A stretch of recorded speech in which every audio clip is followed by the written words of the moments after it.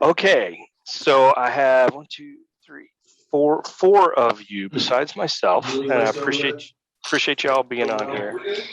So how we gonna start dividing holidays? Joanne, I'm gonna mute you, and Tracy, I'm gonna mute you too, just for grins and giggles. And Matt, hey Matt, Matt is joining. So today is going to be a slightly different format. So I don't have anything formal prepared for you guys today. What I would love to do though is cover a handful of things that I've been asked about lately, and then I'm going to open it up to you guys for free for all Monday, so that you can ask me questions, stump the teacher. If there's something that you got a burning issue on, I'm happy to work with you on it. And we can talk about systems, tools. I've got a couple of fallbacks if you don't have anything, but I'm going to open up with a couple of things. Okay. So first of all, I hope that all of you are using two major tools that we have, that we propose and act as proponents for you to use all the time. Okay. Those two tools are, one, the Synergy Chart. Okay. Joanne's smiling because she is. I've been pushing this to her, and she is using it very effectively. A lot of people, brand new agents in your shoes, are struggling with, okay, I want to be working on my business, but I don't know what things I need to be working on. Okay. The Synergy Chart is your guide to that. Okay, so let me just go ahead and pull this up, share my screen again, and then we're going to look at it. Okay, is everybody looking at the Synergy Chart? Say yes. Somebody nod. Okay, you're looking at the Synergy Chart. Okay, so this is the format, and it's broken down by Monday, Tuesday, Wednesday, Thursday, Friday, every day of the week. So, and these are activities that if you participate in, you should track and get a point value for.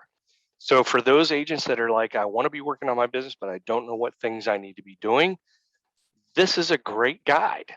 Okay, and anything that has a higher point value associated with it, obviously that's more important. Okay. So something that's worth 10 points, attending Connect Wednesday, hey, that's an easy one. Most of y'all are here Wednesday every week anyway. Attend a closing for your own transaction, 20 points. Get an offer accepted, 25 points. A lot of these things are the results of doing some of these other things down here: prospecting, speaking with a FSBO, visiting a FSBO, speaking with an expired, calling your sphere of influence. I know Joanne's done a really good job of this one. Just sold, just listed, marketing, creating a video, obviously 3 points for each video that you're creating. These are awesome activities.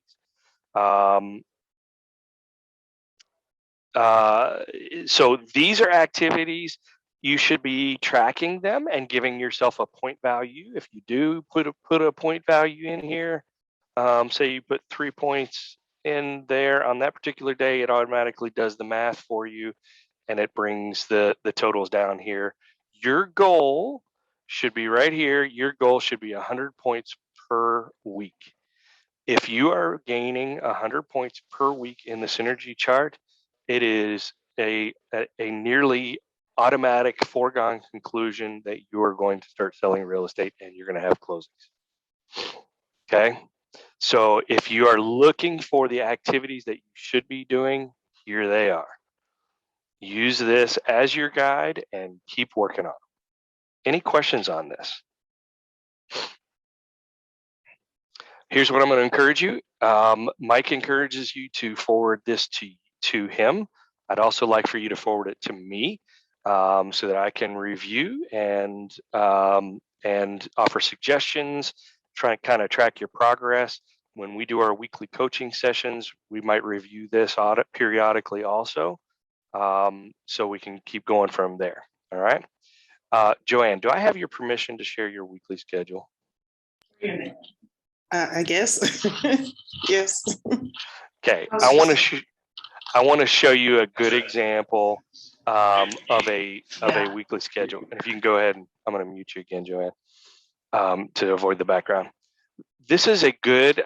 The other thing that we advocate for you is to have a weekly schedule where you treat all activities as appointments. So in other words, if you have time blocked on here to travel, or if you have time on here to review, read, and respond to emails, that's what you're doing during this half-hour period of time.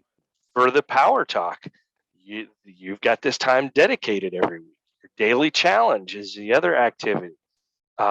This is Joanne, happens to be Joanne's calendar, but what you notice on here is, and your priorities may be different, your activities may be different, but what's key on this is that every minute of every day is accounted for, and she is working very hard to try to treat each activity as an appointment, and think of it as your time is blocked to do that activity. Okay, so she's taken not only her business into this, but she's taken things like her personal life into it. So she's got an appointment on Tuesday for the eye doctor. Block that time, okay, so that you're not scheduling other activities during that time. The other thing that I strongly advocate is things like have time dedicated for appointments, like she's done here on Tuesday afternoon, and work on her website, work on her CRM. So these are great activities. But what happens if you don't have an appointment and you just have not been successful in scheduling anything for Tuesday? Or say you dedicate Tuesdays and Thursdays for appointments.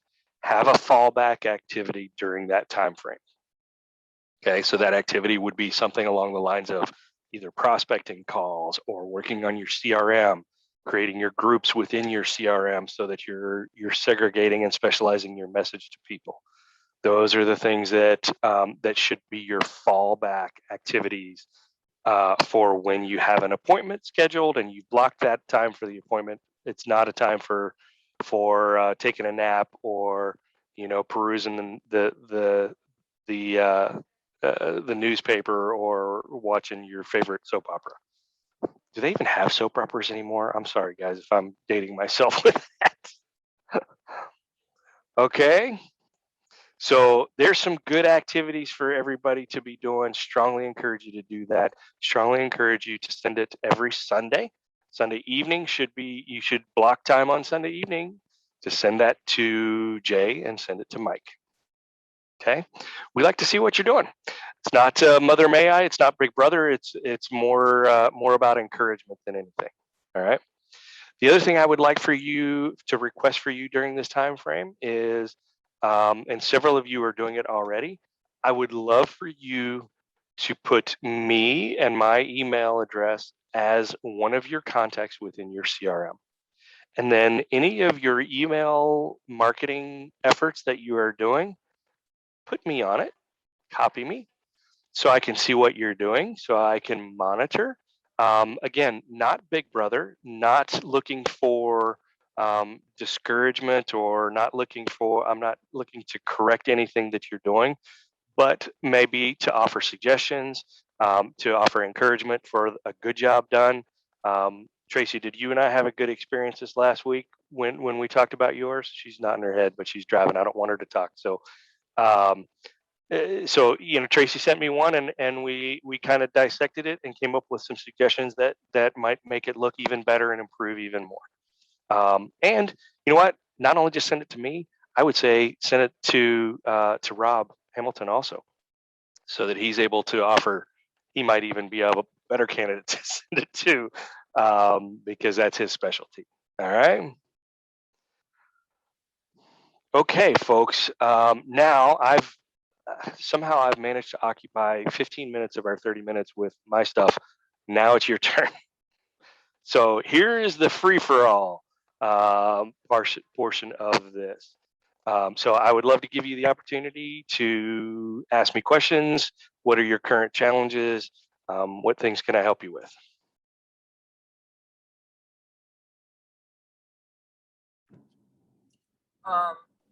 Jay, can you hear me? I think I'm Can. okay. Yes. No. I appreciate your feedback on the emails. Always outstanding and room for improvement. Very good. So, lots of things to keep in mind as I create future videos. I was thinking about I have a seller through the Easy Sell program. She's moving to North Carolina tomorrow. I reached out to the attorney's office about doing a virtual closing. They said that since she's moving out of the state of Georgia, they cannot do it virtually. They'll do a mail away. Yep. So correct. What does that mean, or how does that work? So the way a mail away works is it's slightly different than a virtual. Virtual is you're on a screen and signing at the same time, and it's perfectly acceptable to do that if they're within the state. When they go out of state, different rules apply. And so we have to not only comply by Georgia rules, but you have to comply by the state that they're in. So more than likely what it will entail is having the loan documents and all of the appropriate documents. She's a seller, correct? Yes. Okay, so sellers are going to be a little bit different. It's not like they're signing loan documents and things like it would be for a buyer. So it's less dependent upon the lender having the package into the closing attorney. But what you do is you just need to prep everybody, all parties involved, that it's going to be a mail away, because there might be an extra day or two that needs to be accounted for. Okay. And so the closing attorney's office will send that to the they will send it to the seller in your case, usually through FedEx, or they might even do an email. They'll have to print things off, and they'll have to go to someplace more than likely that has a notary and sign it in the presence of the notary. They'll provide them with a UPS overnight inbox or envelope and mailing label for them to be able to stick it back in the mail and send it back to the closing attorney. The closing can still take place even though they don't have that back, but it's not going to fund until they have the actual signed documents physically in their hands. Okay. So the closing like the 29th. I think that's a Monday. Okay. So make sure the closing attorney and all parties are fully aware that it is going to be a mail away, and more than likely they're going to have to send stuff maybe Thursday the week before. And make sure that it gets overnighted back in order to be back into the closing attorney's office by Monday morning. Okay. Got it. Thank you. Okay. Yes. That's pretty simple stuff. What else you got?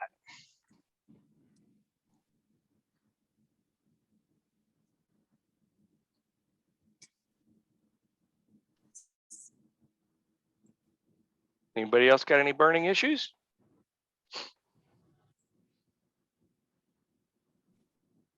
Yeah, I had an issue with getting the offer letter signed. So when the sellers went to sign it, Remind wouldn't let them sign it. The sellers? Which side of the transaction are you? Buyer. Well, that's why. You only want to have one side of the transaction signed within your Remind session. No, I sent it to the listing agent, and the listing agent sent it to her clients, but they weren't able to countersign it. Within your Remind session or somebody else in her own system? Yeah, I just sent the documents over. And they weren't able to sign it? Yeah. It's probably a problem with the listing agent. How much experience does the listing agent have? Any? I don't know. Doesn't sound like it. Okay, let's talk about it afterwards. There's probably a simple solution. We'll work it out. But in that case, I want to put a plug in for the help desk. When it comes to stuff like signing sessions and things like that, help desk is an excellent resource for you. Okay, by all means, you can contact me. Failing getting in touch with me, help desk can really they can log on to your Remind account and send the session and get it taken care of also. Okay. Okay. All right.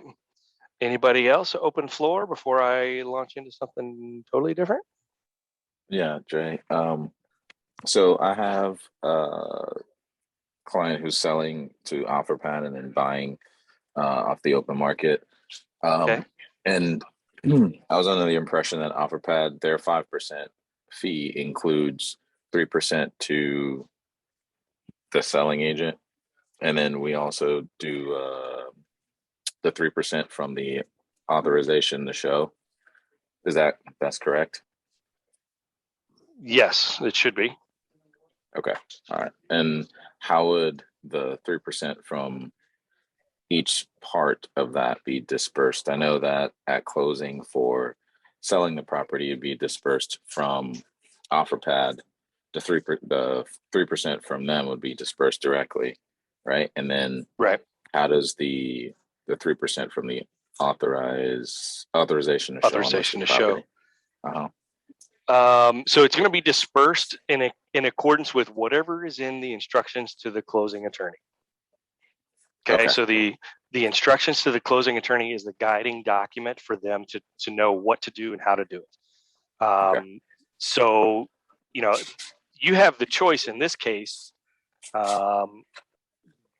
to change, you know, so you're going to get 6% on the deal, right? Is your client aware of that? Yes. Okay. Well, I mean, you worked hard, so theoretically that's okay.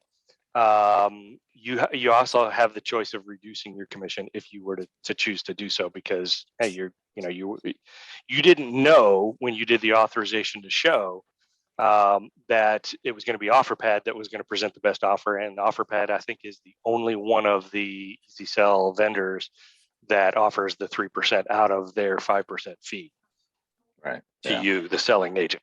So you know, basically you put it all on the instructions to the closing attorney, and it's going to look like commissions.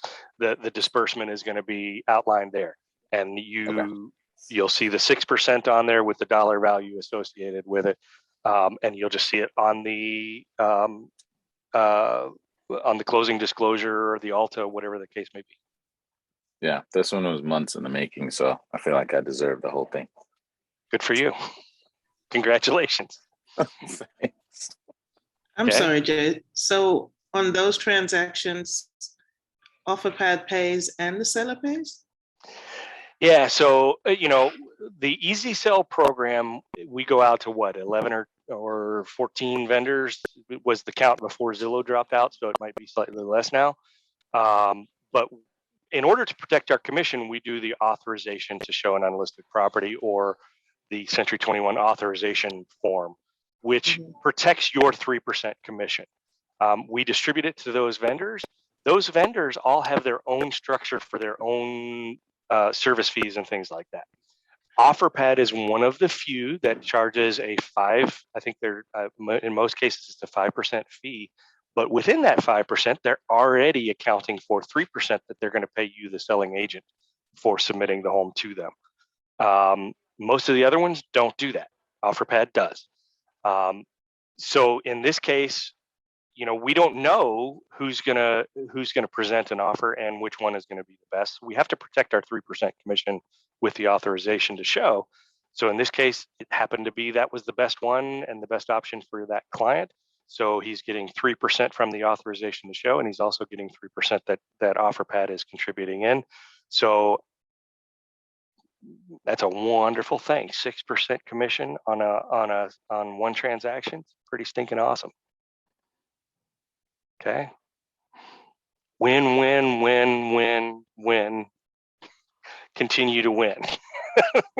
Yeah, the struggles with this one was it's completely worth 6%. So I don't blame you. May I add something? Please. Trevon, you can get the instructions from the attorney from the help desk, because they're the ones that send that over. And when I did mine when I did my easy sell one, only the 3% commission showed up on the Alta. And then then Open Door sent me the extra 1%. But I don't know if it's the same, but that's how I found out what the instructions to the attorney was from the help desk. Karen actually gave it to me, in case you want to look that way. Okay. Awesome. All right. Is that a bird in your background, Julia? Yes. I have birds. I have them. I hope so. Otherwise, we might need to call an exterminator for you. Okay. I'm a crazy person. I'm just kidding. I know.